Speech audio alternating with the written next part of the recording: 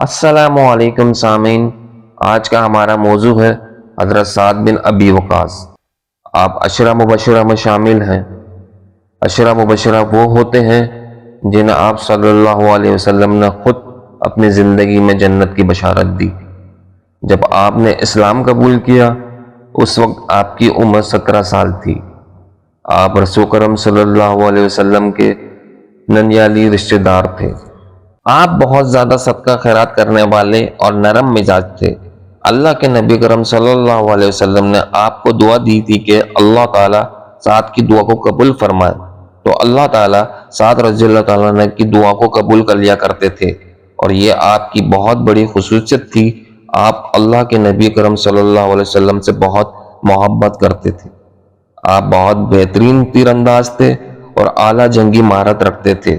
آپ تقریباً ہر غزوہ میں نبی کرم صلی اللہ علیہ وسلم کے ساتھ شامل تھے۔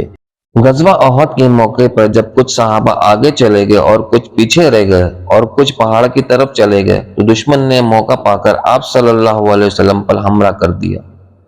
چند صحابہ جو آپ صلی اللہ علیہ وسلم کے اعتراف میں تھے، ان صحابہ میں حضرت سعد بن ابی وقاص بھی تھے، جو بالکل آپ صلی اللہ علیہ وسلم کے قریب تھے اور آپ صلی اللہ علیہ وسلم کے دفاع میں لڑ رہے تھے۔ روایت میں آتا ہے کہ اس دن حضرت سعد بن ابی وقاص نے 1000 تیر چلائے۔ جب آپ کے سارے تیر ختم ہو گئے تو نبی اکرم صلی اللہ علیہ وسلم نے اپنے ترکش سے تیر نکال کر سعد بن ابی وقاص کو دینا شروع کیے۔ اس وقت آپ صلی اللہ علیہ وسلم نے ایک جملہ فرمایا کہ میرے ماں باپ تجھ پر قربان ہوں، اے سعد تیر چلاتے جاؤ۔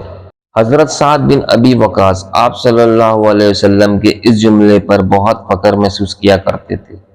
حضرت عمر رضی اللہ تعالیٰ عنہ کے دور خلافت میں 2 فوجی لشکروں کو تیار کیا گیا۔ ایک فوجی لشکر کو رومیوں کی طرف روانہ کیا۔ اس لشکر کے سپہ سالار حضرت خالد بن ولید رضی اللہ تعالیٰ عنہ تھے، اور دوسری فوجی لشکر کو فارس کی طرف روانہ کیا۔ اس لشکر کے سپہ سالار حضرت سعد بن ابی وقاص تھے۔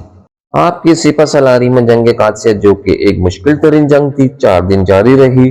مخالفین کے پاس کئی طرح کے ہتھیار تھے، جن میں سب سے بڑا ہتھیار ہاتھی تھے۔ مسلمانوں کو اس جنگ میں بہت مشکل کا سامنا کرنا پڑ رہا تھا، کیونکہ دشمن نے نہ صرف خود کو بلکہ ہاتھی کو بھی لوہے کی ڈھالوں سے محفوظ کر رکھا تھا۔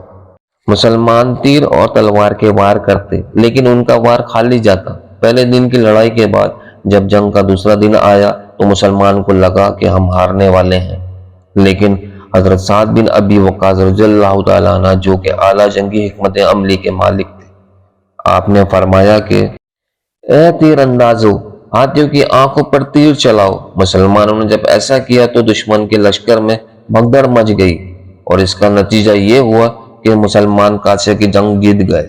حضرت سعد بن ابی وقاص رضی اللہ تعالیٰ عنہ نے تقریباً 80 سال کی عمر میں وفات پائی، اور آپ عشرہ مبشرہ میں سب سے آخری صحابی تھے جو اپنے خالق کی حقیقت سے جا ملے۔